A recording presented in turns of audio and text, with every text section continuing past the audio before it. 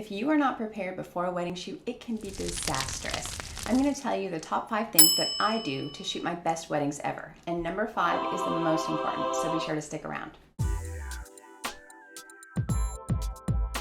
Okay, first of all, discuss the schedule with the bride. How is the day laid out for photography? Make sure you have enough time for all the sections that you're going to need to shoot, such as the empty venue and making sure you get all of those shots, and also the first look and shots with the bridal party and the extended family.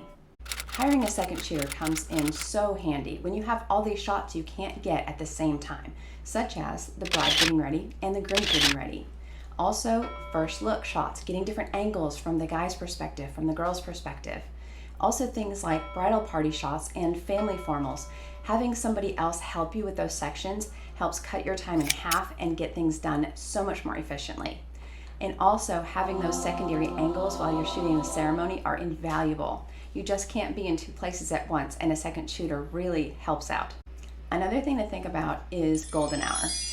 Talk to the bride and groom about what time sunset's going to be that day. You can look that stuff up.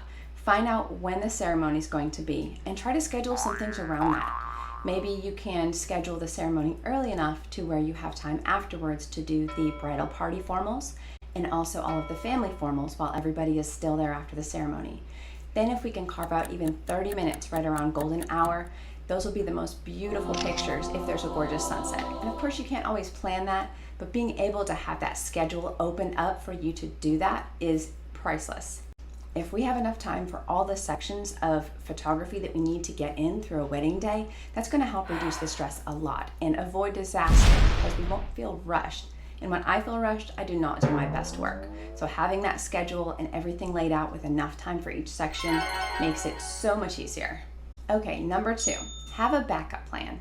If for some reason you are sick on the day of the wedding or something else happens that's an emergency and you can't cover the wedding, have another photographer on standby that you can trust and who is available to shoot the wedding for you. And I would not suggest choosing your second photographer because you may also still need that person.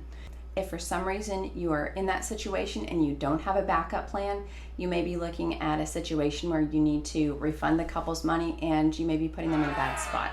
Okay, number 3, bring extra gear. Make sure you have duplicates of everything if you are able to. That will save you so much trouble. Make sure you have a backup camera body, backup lenses. Make sure you have extra memory cards, extra batteries, extra flash. These devices do fail, and you don't want to be in a situation where the couple is walking down the aisle and you have your equipment fail on you and you have no backup whatsoever. Not only should you bring this extra equipment, but you should also make sure everything is charged and ready to go. Having an extra camera body is helpful, but if there's no battery in it and it's not charged up and there's no lens on the camera, that doesn't do you any good. Also, having memory cards that are too full to take that extra shot that you need right as the couple may be kissing or something important is happening, that's disastrous. You do not want to be in that situation. So make sure all your stuff is good to go at the moment that you need it and that you have a backup on you and ready. Okay, number 4, familiarize yourself with the venue beforehand. If it's possible, you may be able to go visit the venue and check it out. You may want to see where the best spots are for the different types of shots that you're going to need to take throughout the day. You may want to speak with the on-site coordinator if there is one available. Find out where the best spots usually are that other photographers may have shot at before, just to give you some ideas. Doesn't mean you have to follow those, but you may get more creative when you know what you're working with. Also, ask the coordinator if there are any limitations. Some venues have restrictions on where you can stand when they're having the ceremony. Perhaps you can't go up behind the couple, behind the pulpit, or behind wherever the ceremony is being held, and you may have those restrictions. So make sure you know what your limitations are so you can be standing in the correct places when you need those shots the most. Okay, number 5. This may be the most important thing yet.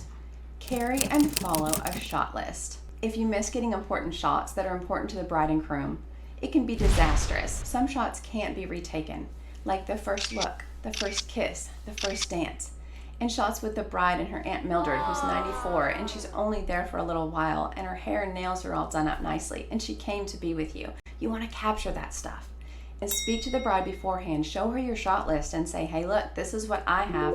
Do these cover the things that are important to you? If there's anything at that time that she wants to add, please make sure and make notes of that stuff. That will save you every time, making sure that your ideals are the same as her ideals and that you guys cover everything that's important to both of you.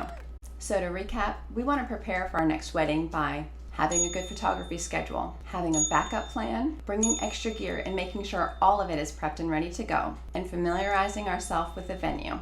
And last but not least, using a shot list. Thanks for watching. I'm growing my channel and I would really appreciate your support. So please like this video, share it with a friend, and hit the subscribe button. Happy shooting, and I'll see you next time.